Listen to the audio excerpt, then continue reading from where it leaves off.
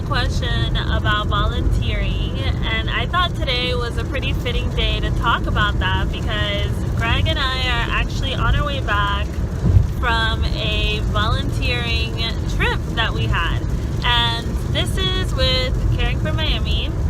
And I don't know if I've mentioned it in another video, but Caring for Miami is something that I've done for so long. I think since 2014, right? Greg has two. And we have been involved with the organization. So this is like my home away from home, you know? And it's usually on a Saturday, weekend outreaches.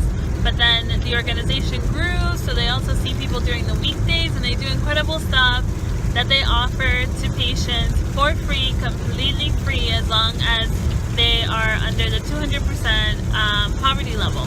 And to be honest, it's actually very easy to qualify for that if you see what a person should be making. If you're a student, you're probably under the 200% poverty level, but it would be a little different for you, you know. But I'm just giving you an idea of economically how that would be. Today was special because Caring for Miami actually had like this first trip where we went 2 hours away from Miami, and we went to Immokalee, Florida. And that was special because they were actually here on Friday, and I wasn't able to come Friday because I had a prior engagement, but then we came up here this morning and we had to get up early for that because it's 2 hours away, and we had to be here by 8:30. The event was amazing, and I'll put in like a little footage. You guys can check it out here. This is the event. Hi guys. Hello. So I'm here. You know who I am. I'm Josie. And I'm Tara. It's my first day here. Yeah. I'm loving it. Yes, was it good? We had about like 50, 60 people today. it was really crazy. Like, this is an extension of what this bus usually does, and this is like where I volunteer all the time. This is Deliano. Say hi, Deliano. Bye. Deliano drives the amazing bus, and he's like almost an assistant pretty much. So we saw a lot of migrant farm workers today, right? Yeah. Yeah, so it was really cool. She's also free dental. Yes, I go to Berry and I'm in the application process. So yeah, so that's exciting. Wait, you're applying this cycle? Yes. Okay, so she's applying this cycle. How do you feel? I Stressed? love it. It's done its own like, times, but I'm excited too. Yeah. Yes.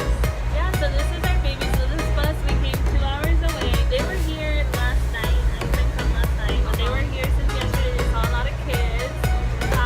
And then today we saw mostly adults. Lots of extractions and filling. So yeah, I'll show you guys around the bus. Okay, so here we are again. So yeah. Yeah. 3 stations. Yeah, 3 stations. And then we have like our supplies here, our Yeah, so places. we have a lot of stuff.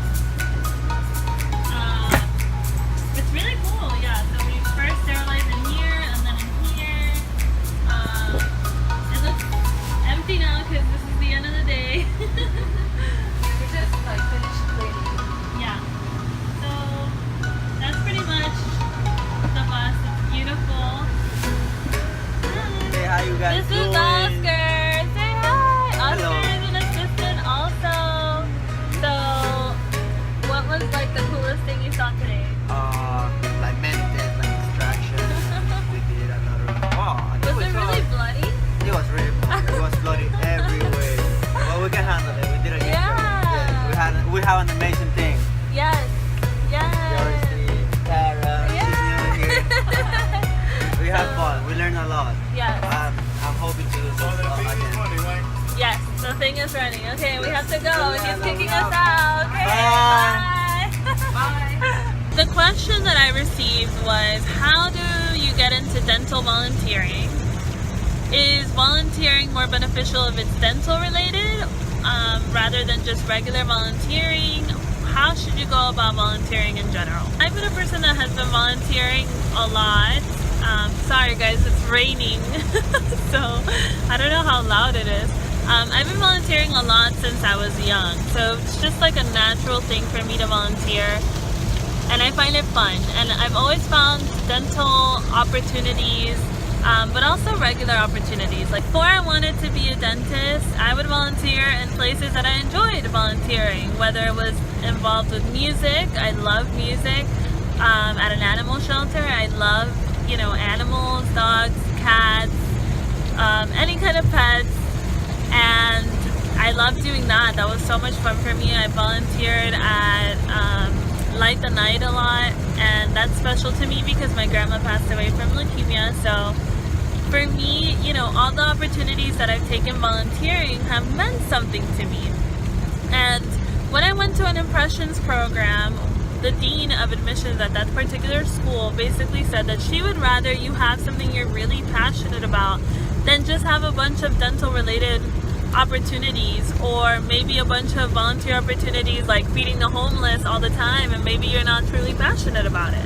So one good example that I thought was cool was she said that if you enjoy playing basketball, let's say like that's your thing, you can go and volunteer at the Y or volunteer anywhere where it requires you to play basketball with maybe kids or anyone that wants to play basketball. And the chances of you keeping up that volunteer opportunity is like 1,000% higher. So what they want to see is that you genuinely like people and that you genuinely want to be there for the community, but also that you have consistency.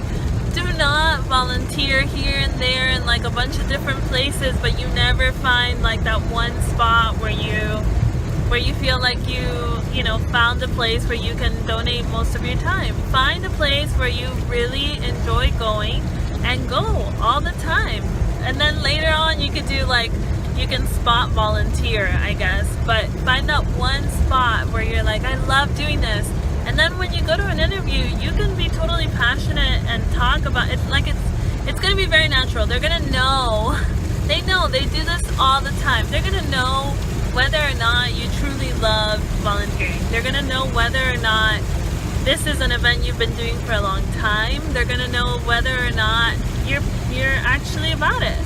So does it have to be dental related? No. Should you have dental experience on there? I would suggest it. So let's say you're that person that ended up choosing playing basketball at the Y, and that's how you volunteer your time. Find some time where you can go and maybe do, I know some schools have like free dental clubs, and they'll do like the I think like the trays for the football players, things like that. So you can sprinkle that in. There's also probably like technical one-day classes you can go to, impressions programs, summer enrichment programs, and then that's how you can sprinkle in your dental experience. If you want to volunteer for anything dental, that's awesome because you get to see a lot of things and learn a lot that maybe you wouldn't see because maybe you don't work at an office or you've never assisted before. So, you know, just be conscious of it. I chose this experience for myself because I love it, and I was very lucky to have somebody tell me that they had, you know, this really cool bus and I should come check it out, and I checked it out and I loved it, and I had really supportive people that taught me everything I know. Really feel like a lot of this I owe to them as well. And I think Greg, who's driving right now, it's rainy, I think he would agree that it's a space for him also. Greg is DOH certified, so he gets to see all the cool stuff like vitals, and he gets to see things that have to do with their medical history and what medications the patients are taking. And that's all really important because before they get on the bus, we need to know like their blood pressure, what their history is, what, you know, what their medical history is in general. Have they had any strokes, or do they suffer from high blood pressure? Anything that we might need to know in order to have a successful visit and to take care of the patient appropriately. So I think Greg would agree, like it's an easy thing to get up for, right? Yeah, it's an easy thing to get up for because we like doing it. If it was something that I had to go volunteer for, maybe to knit. Oh, I'm gonna show you how badly it's raining right now. Yeah, that's how bad it's raining, and Yeah.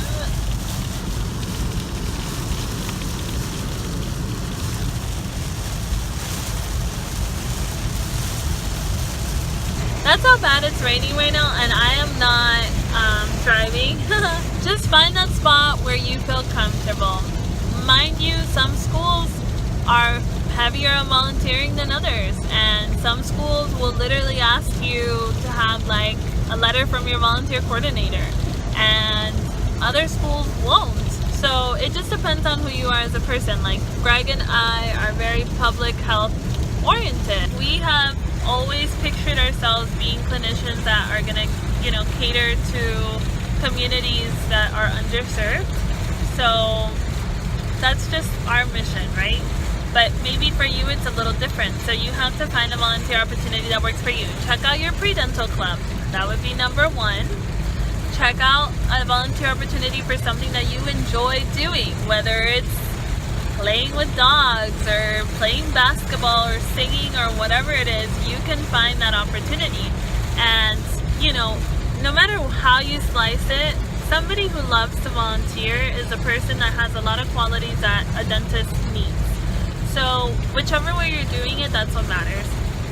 And then just, I recommend keeping track of your hours. Every time you do an event, I think I started doing it with Evernote. I was gonna do an Excel sheet. I recommend an Excel sheet. Maybe I'll make like a little Excel sheet for you guys that you can download. But you should keep track of your hours ASAP from the beginning, because then when it's time to do your application, it's a pain if you don't remember everything. And if you volunteer a lot, you're gonna want to keep track of everything.